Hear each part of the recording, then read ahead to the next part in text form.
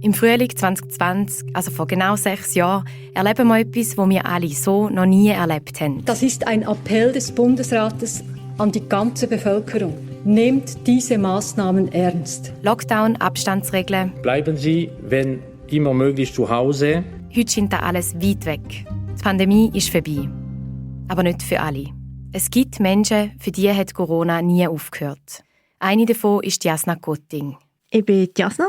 Ich bin von Freiburg, wie man vielleicht auch dann ein bisschen hören wird. Ich bin 32 und Assistenzärztin, also in der Ausbildung zu einer richtigen Ärztin in Klammern. Ihre erste Stelle als Assistenzärztin in einem Schweizer Spital hat Jasna im Herbst 2020. Ich glaube, dann war ja auch noch gerade der zweite Lockdown. Es ist alles so ein bisschen, oder ich habe in einer Pandemie angefangen.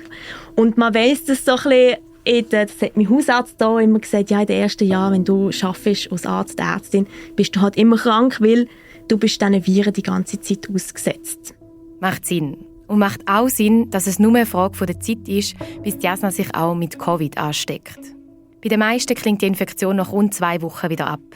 Jasna aber wird einfach nicht mehr richtig gesund. Über Wochen und dann Monate. Und das ist jetzt definitiv nicht mehr normal. Ich habe mich keinen einzigen Tag gesund gefühlt. Und es war schrecklich. Sie hat starkes Kopfweh, Halsweh und fühlt sich ausgelaugt. Ein bisschen als hätte sie konstante Grippe. Früher ist Jasna viel gut joggen als Ausgleich zum Arbeiten. Das geht jetzt nicht mehr. Also wenn ich wollte, dann hätte ich schon 10 Kilometer joggen. Aber es ist mir dann auch so schlecht gegangen. Oder? Dann halt die typischen Crashs, was sie eigentlich immer erzählen von dieser Erkrankung. So, dass ich schlussendlich im Winter 23, 24 fast nicht Stege hochlaufen konnte. Die sportliche, lebensfreudige Jasna kann nicht mehr die Stege hochlaufen. Dazu die vielen anderen Symptome. Besonders Sorgen macht ihr auch der Brain Fog. Was ist das für ein Zustand? Wie muss man sich das vorstellen? Also ich war gaga. Gaga, es ist einfach alles nur noch so in einem Nebel und ich war immer gefühlt in meinem Kopf recht schnell und wiff gewesen.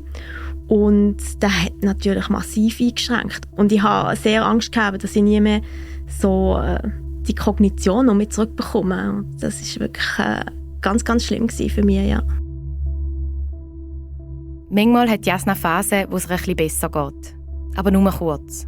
Auch rund 1,5 Jahre nach ihrer Infektion mit Corona wacht sie zum x-ten Mal am Morgen auf und hat einen Crash. Sie fühlt sich wie überfahren. Dann habe ich wirklich gedacht, so, Scheisse, Entschuldigung. Dann ist mir auch ein bisschen aufgegangen, an was ich leide. Es ist natürlich immer schon so ein bisschen meine Hausärztin und ich ja auch immer so ein bisschen so Long-Covid im Kopf gehabt. Ich bin aber nicht wirklich das abklären, weil ich habe das wirklich von mir gestoßen. Und dann habe ich wirklich realisiert, ja verdammt, ich bin eine chronische Schmerzpatientin. Ich habe chronische Fatigue, oder? Ich habe das. Jasna hat Long-Covid. Und dann bin ich in die Long-Covid-Sprechstunde gegangen und die haben dann wie gesagt, ja, wenn es nichts anderes ist, ist es das. Voilà. Ich bin eigentlich immer jemand, der sich wie wieder aufrappeln kann. Ja, ist gut, okay. Und jetzt, was machen wir? Und dann ist halt wie die Antwort, und das habe ich eigentlich schon gewusst, darum habe ich sie auch so lange von mir her gezögert. Ich wollte nicht dorthin wollen. Ich wollte nicht die Diagnose in meiner Akte lassen. Ja, dann haben sie mir gesagt, ja, man kann eigentlich nichts machen. Am Schluss habe ich gefragt, ja, wie sieht die Aussicht oder ihre Erfahrung? Ja, ein paar PatientInnen geht es schon besser nach einem Jahr. Man muss einfach ein bisschen warten. Und ja, dann bin ich in eine Panik geraten, weil ich nicht gewusst habe, was zu machen. In der Schweiz gibt es schätzungsweise 300'000 Menschen mit Long-Covid und darunter auch Kinder und Jugendliche. Es ist eine undurchschaubare, diffuse Krankheit. Es gibt nur Hypothesen zu der Ursache und bis heute keine anerkannte Behandlung, kein Medikament, keine heilende Therapie. Darum gilt Long-Covid aktuell als chronisch und unheilbar. Mein Name ist Zita Bauer, ich bin Journalistin und Sozialanthropologin und ich habe mich gefragt, ist die Situation für Betroffene von Long-Covid wirklich so aussichtslos, wie sie häufig dargestellt wird? Weil es gibt Menschen, die genesen. Und auch nicht spontan oder zufällig, sondern mit einem neuen Krankheitsverständnis und daraus abgeleiteten Behandlungsmethoden. Und Achtung Spoiler, unter ihnen ist auch die Jasna. Und vielleicht kennst du auch die Geschichte von der Radsportlerin Marlen Reusser, die nach einer schweren Long-Covid-Erkrankung Weltmeisterin geworden ist. Und ich kann mittlerweile wieder ganz normal und freudig leben und bin sogar sehr erfolgreich unterwegs im Radsport, seit ich genesen bin. Ich habe jeden Tag mehr gemerkt, dass es greift und dass es der richtige Weg ist für mich. Und es ist dann auch wirklich schnell gegangen. Also das war dann erstaunlich. Es war dann fast ein bisschen schwierig zum Glauben und auch zu erzählen. Aber es ist tatsächlich dann innerhalb von Wochen unendlich viel besser geworden. Vor allem habe ich auch realisiert, dass ich schon seit Jahren an Krankheiten und chronischen Schmerzen leide, die eigentlich nicht da sein müssten, also die man eigentlich heilen kann. Die Marlen, Patricia, Jan und Jasna haben etwas gemeinsam. Sie alle haben entgegen allen Erwartungen Long-Covid überwunden. Und sie sind kein Einzelfall. Da geht es nicht um entweder oder, um die eine Wahrheit, sondern es geht um neurobiologische Erkenntnisse, deren Nutzung vielen Menschen eine Genesung ermöglicht hat. Es geht um neue Methoden aus der modernen Schmerztherapie. Vielversprechend für Long-Covid. Aber nicht nur.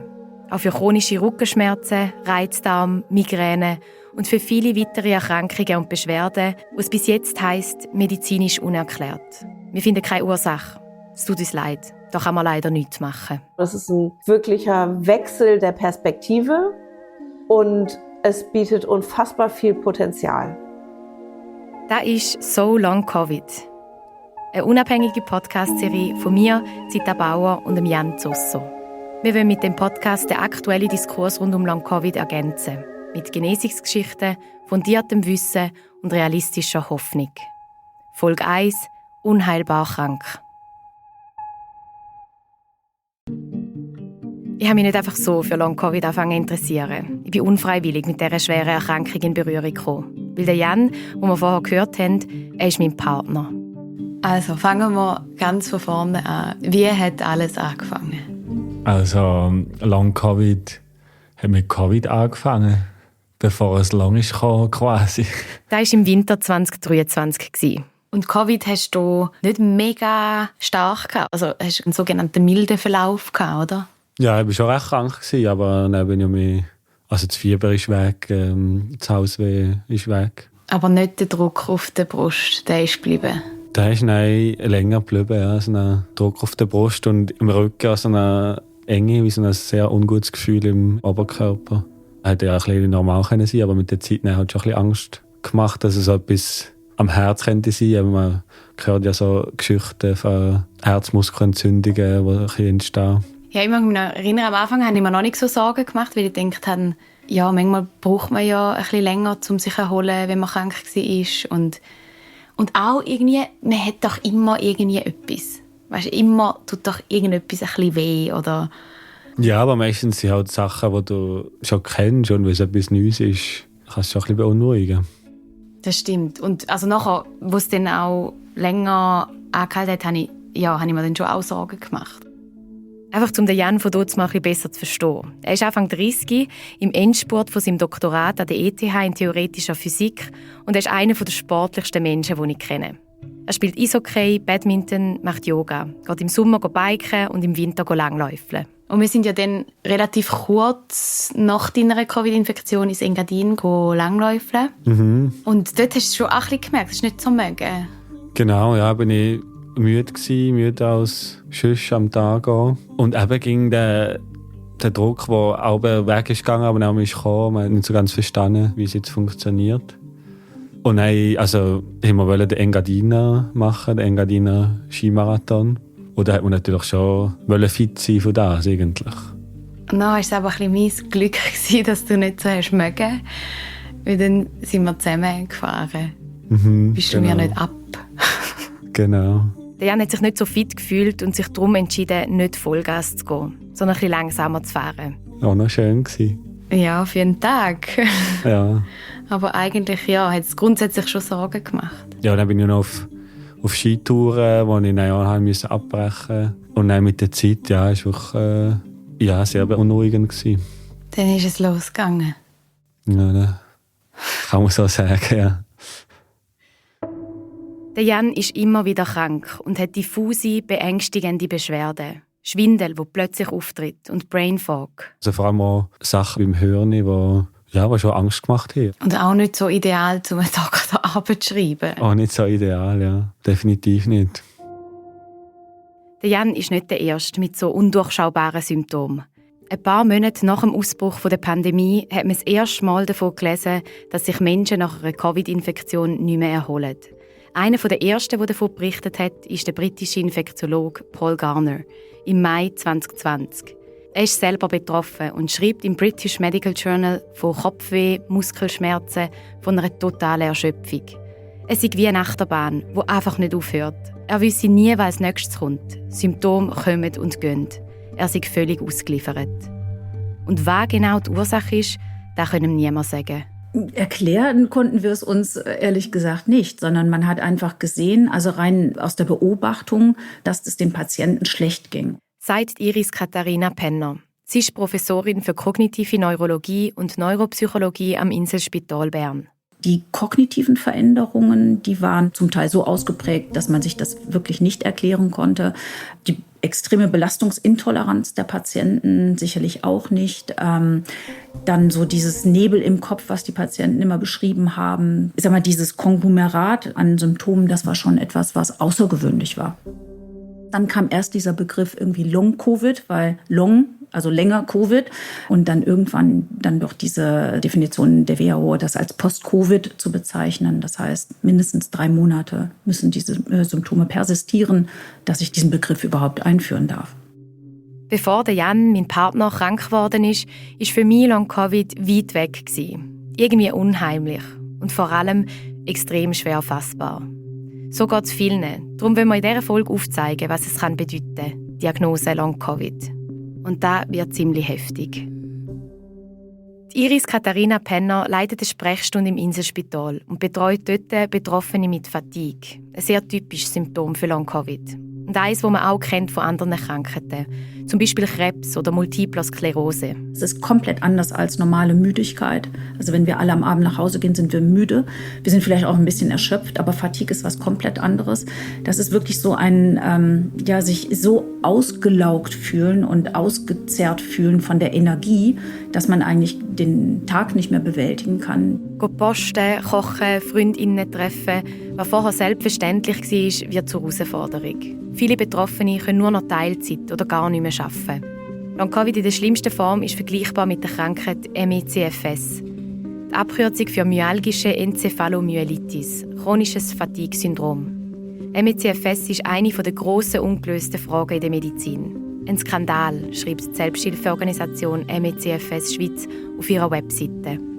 Es ist eine Krankheit, die es schon lange vor Corona gegeben hat. Mit den vielen Long-Covid-Fällen verbunden ist die Hoffnung, dass jetzt endlich etwas geht. Mehr Forschung und irgendwann vielleicht sogar ein wirksames Medikament.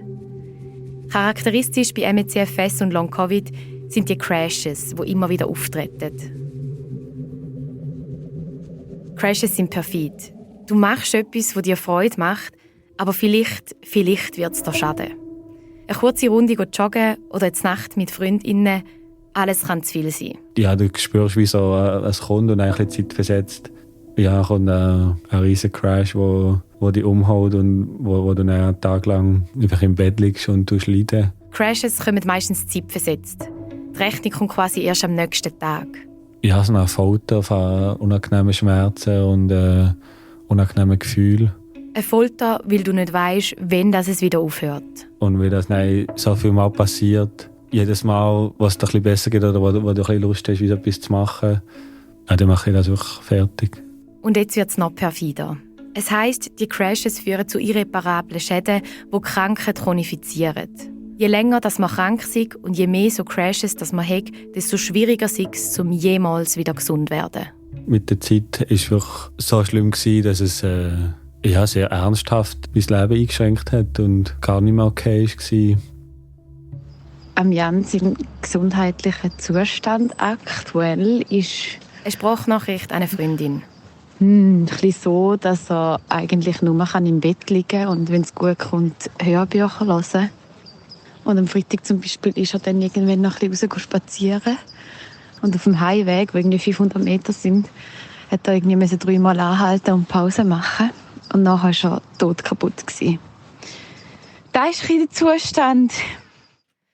Im Winter 2024, knapp ein Jahr nach der Infektion, wird dem Jan die Diagnose gestellt, Post-Covid. Später dann noch mit dem Zusatz MECFS. Es ist nicht ungewöhnlich, dass es so lange geht, wegen der unspezifischen Symptome, der vielen Abklärungen und langen Wartezeiten. Die Diagnose ist eine Ausschlussdiagnose. Wenn man keine andere Krankheit findet, die die Symptome erklärt, dann ist es Long-Covid oder eben offiziell Post-Covid. Eine Diagnose ist für viele Betroffene zuerst mal eine Erleichterung. So auch beim Jan. Endlich hat er einen Namen für seine rätselhaften Symptome. Und es gibt andere, die das Gleiche haben. Aber schon ganz schnell drängt sich die Frage auf, und jetzt? Dann wäre ja die Frage Behandlung. Und Behandlung ist schwierig, weil es gibt derzeit keine medikamentöse Behandlung für die Patienten. Was viele auch dann enttäuscht, weil man denkt natürlich immer, jetzt bekomme ich eine besondere Pille oder irgendwie etwas, was mir helfen kann. Aber das gibt es ja nicht. Das heißt, wir operieren letztlich an den Symptomen, aber nicht an der Ursache. Die Ursache hinter den Symptomen ist noch nicht geklärt. Es gibt nur Hypothesen wie überaktive Immunzellen oder reaktivierte Viren. Ob diese Hypothesen schlussendlich zu einer wirksamen Therapie führen, ist nicht sicher. Die Behandlung von Long-Covid zielt aktuell einfach auf die Linderung der Symptome ab, sagt Iris Katharina Penner vom Inselspital Bern. Wir machen zum Beispiel Energiemanagement, was wir über die Ergotherapie verschreiben. Dann Pacing, Pausenmanagement, ne? Das sind so diese Klassiker. Aber das war es dann fast auch schon. Es wird dringlich empfohlen, die Belastungsgrenzen ernst zu nehmen und so möglichst Crashes zu vermeiden. Das ist das Wichtigste. Eine Methode dafür ist eben das Pacing, also dass man genau auf das Signal vom Körper achtet und danach handelt. Der Jan kauft sich eine Pulsuhr als Hilfsmittel. Er misst genau, welche Bewegungen und Aktivitäten wie viel Belastung für den Körper bedeuten. Er versucht, ein Gespür dafür zu bekommen, wo seine Grenzen sind und was zu viel ist. Und dann habe ich mir dann wirklich vorgenommen, ja, wie so das beste Pacing.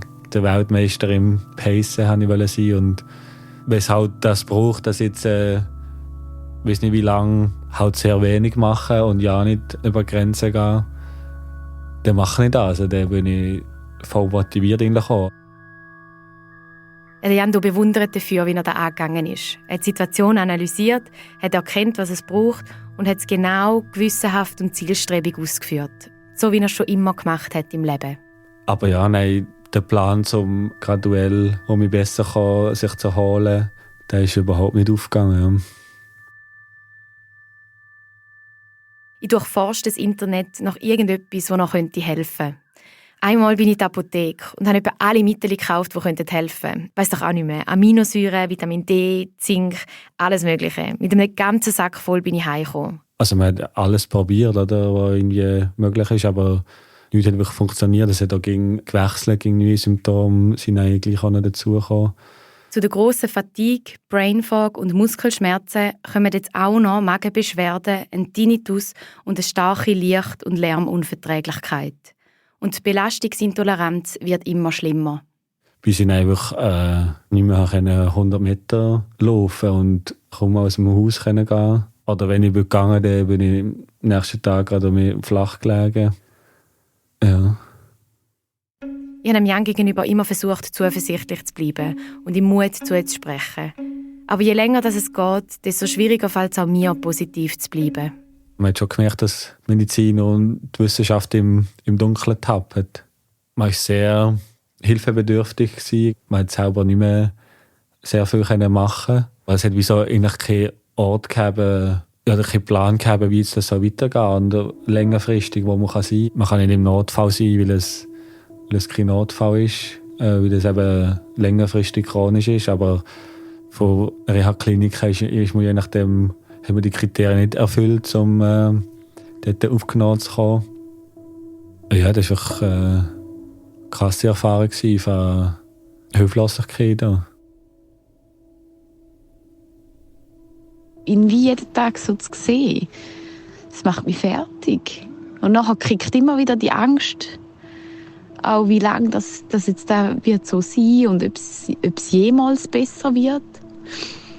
Aber ja, da muss ich einfach fest auch Also ja, ist ja schon okay, wenn das ab und zu kommt und dann es auch annehmen und traurig sein und Angst haben, aber nachher auch wieder gehen, weil es bringt wie nichts. Ich muss einfach jetzt nehmen, Schritt für Schritt.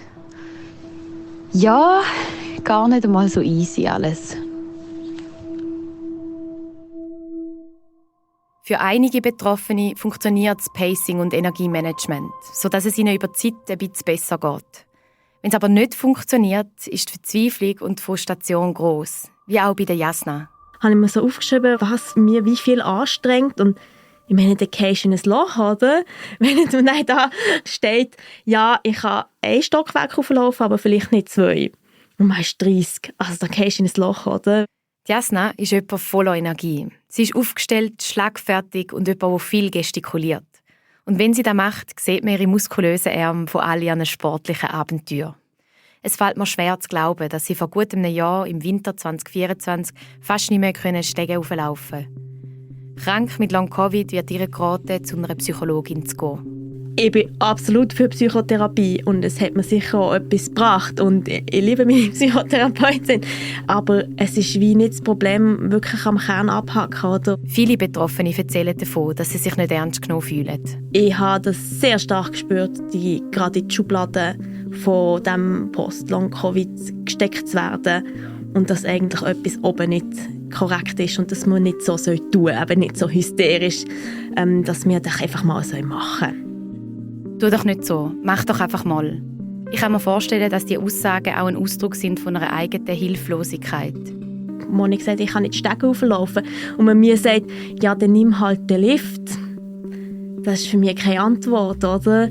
Das ist dir passiert? Das ist mir passiert, ja. Und ich habe gedacht so, verdammt, also ich bin 32.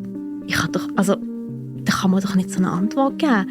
Und es hat mir niemand helfen können. Ja. Dann war ich ein bisschen verzweifelt. Jasna ist zu diesem Zeitpunkt seit 1,5 Jahren krank. Sie geht zwar noch arbeiten, zeitweise reduziert, aber sonst macht sie nicht mehr viel anders. Sie geht nicht mehr joggen und auch nicht mehr auf Skitouren. Ein Hobby, das sie vor ein paar Jahren angefangen hat und zu einer Leidenschaft geworden ist. So ein grosser Wunsch von mir war, so einen Ski-Hochtourenkurs zu machen. Im Winter 2024 wird sie sich diesen Traum erfüllen. Schon ein Jahr vorher hat sie sich angemeldet. Und ich habe lange nicht gewusst, ob ich überhaupt die Erlaubnis bekomme vom Spital, dass ich dort gehen kann, ob ich Ferien bekomme. Und dann hat es doch gesagt, ja, Mo, ist gut, wir haben es noch etwas geschoben, du kannst gehen. Und ich habe mich extrem gefreut. Jasna hat gehofft, dass es ihr dann besser geht, dass sie den Kurs machen kann. Dann habe ich aber gemerkt, hey, in diesem Winter, es ist mir so schlecht gegangen, dass ich das absagen musste. Klar, Berge laufen nicht davon. So einen Kurs wird es wieder geben. Aber zu dem Zeitpunkt weiss Jasna nicht, wenn und ob überhaupt sie jemals wieder auf eine Skitour. Ich war so enttäuscht. Ich war so, hey, das hat mir alles genommen, die Krankheit hat mir alles genommen, jetzt kann ich nicht einmal auf die Tour. Die Skitour steht für all das, was Jasna wegen der Krankheit nicht mehr kann. Nicht mehr kochen, nicht mit Freundinnen zu Nacht essen, nicht mehr Stege hochlaufen, nicht mehr joggen und schon gar nicht auf eine Skitour. Und man kann auch ehrlich gesagt sagen, dass ich dann zum Teil wirklich gedacht habe, so möchte ich nicht mehr weiterleben. Also wenn das nicht weggeht, dann will ich nicht mehr leben. Also ich konnte noch einkaufen, ich konnte noch irgendwie funktionieren, aber ich hätte nicht mehr so leben. Und das ist wirklich so, wo ich wirklich denke, Scheiße, wenn das so weitergeht, dann ja, ist fertig für mich. Ich kann nichts mehr machen, was ich gerne mache. Das klingt drastisch. Jasna ist aber nicht die Einzige mit so Gedanken. Es gibt leider auch Fälle des Suizids, weil Patienten das wirklich nicht mehr aushalten. Und das finde ich ganz, ganz schlimm. Also, dass in unserer Gesellschaft Leute so verzweifelt sind, dass sie sich so unaufgefangen fühlen, dass sie keinen anderen Ausweg mehr sehen. Das versuche ich immer zu vermitteln, dass da trotzdem Menschen sind, die auffangen. Iris Katharina Penner vom Inselspital Bern. Für Long-Covid-Betroffene und ihr Umfeld ist es nicht immer einfach, daran zu glauben, dass man aufgefangen wird vom medizinischen System. Zum Beispiel, wenn man ein Aufgebot für einen Termin bei der Post-Covid-Sprechstunde bekommt und der Termin erst in 5 Monaten ist. Ich weiss noch, wie ich gedacht habe, das kann es doch nicht sein. Der Jan braucht jetzt Unterstützung. Absolut berechtigt. Wenn ich betroffen wäre, würde ich das genauso sehen. Und ich sehe es auch als Behandlerin genauso. Wir haben halt viel zu wenig Ressourcen, um auch, sag ich mal, den Andrang an Anmeldungen irgendwie überhaupt bewältigen zu können. Das ist ja gar nicht so, dass wir das nicht machen möchten, sondern wir haben einfach keine Ressourcen. Wir haben ja nicht mehr Personal bekommen, nur weil es jetzt irgendwie Post-Covid gibt. Post-Covid ist einfach noch on top gekommen, aber es gab nicht on top neue Mitarbeitende. Und ich glaube, das ist schon ein Fehler im System. Die Versorgung von Long-Covid-PatientInnen in der Schweiz ist aktuell uneinheitlich und langt leider nirgends an. Lange nicht alle Spitäler bieten eine spezialisierte Sprechstunde an. Und die eine haben, wie in Bern, haben häufig lange Wartezeiten. Es gibt Physio- und ErgotherapeutInnen mit Expertise in Pacing und Energiemanagement. Aber auch die sind oft ausgebucht. Gleich wie auch die PsychotherapeutInnen, die in dieser belastenden Situation unterstützen. Und dann sind da noch die Reha-Kliniken mit den spezialisierten Long-Covid-Abteilungen. Für Jan ist so eine Reha-Klinik irgendwann noch die einzige Hoffnung. Also melden wir ihn für einen Aufenthalt an. Das war etwa genau ein Jahr nach dem Engadiner Skimarathon. So viel ist passiert in diesem Jahr. Weil jemand anders abgesagt hat, hat er überraschend schnell, 3 Wochen später, einen Platz bekommen. Zusammen mit seinen Eltern fahren wir mit dem Auto von Bern auf Geiss im Appenzellerland.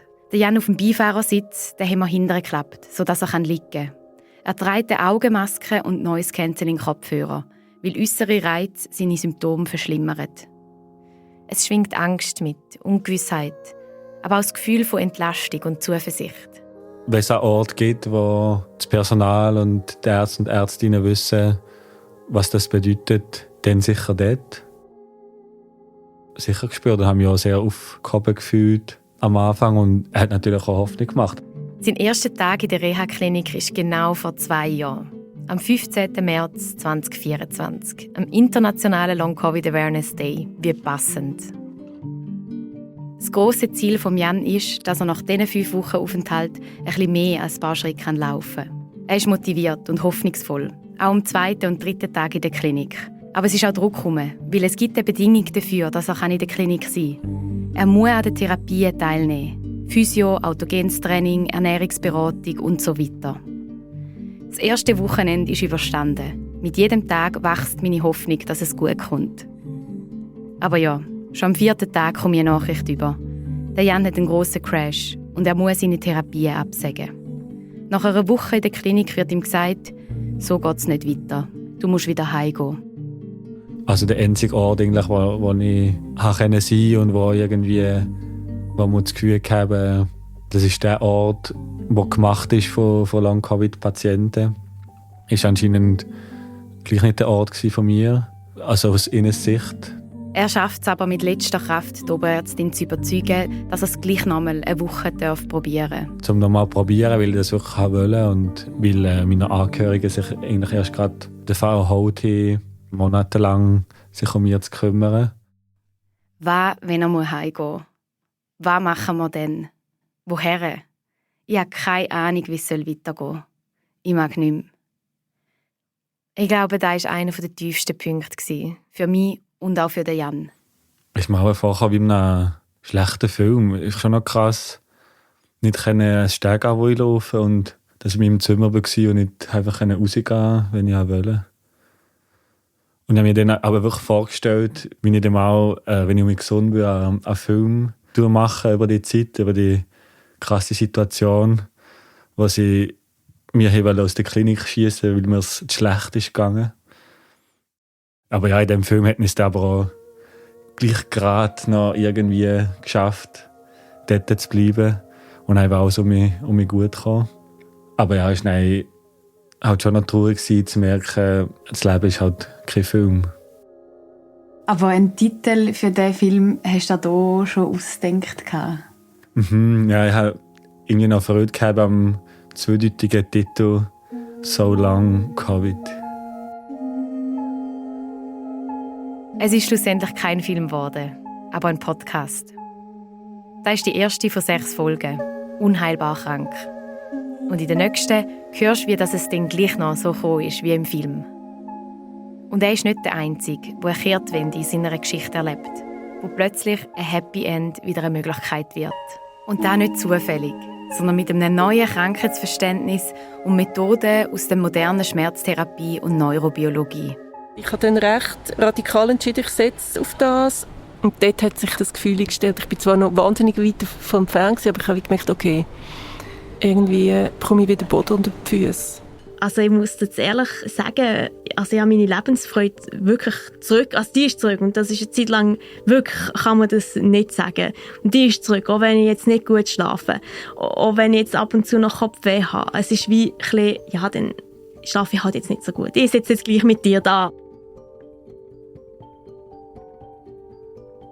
Das ist «So Long Covid» von Jan Zosso und mir, Zita Bauer. Uns ist es wichtig, auf die Lebensrealitäten von Betroffenen aufmerksam zu machen und die Lücken in der Versorgung aufzuzeigen. Wir wissen aber auch aus Forschung und aus eigener Erfahrung, dass so ein Fokus auf dem Negativen, wie wir es in dieser ersten Folge, die Genesung kann erschweren kann. In der nächsten Folge gehen wir einen Schritt weiter. Was können wir lernen von denen, die wieder gesund geworden sind? And suddenly my world changed. There was a way out. And that in itself, the explanation and the hope, started the process of getting better really quite quickly. «So Long Covid» ist eine unabhängige Podcast-Serie. Wir freuen uns, wenn du sie weiterempfiehlst.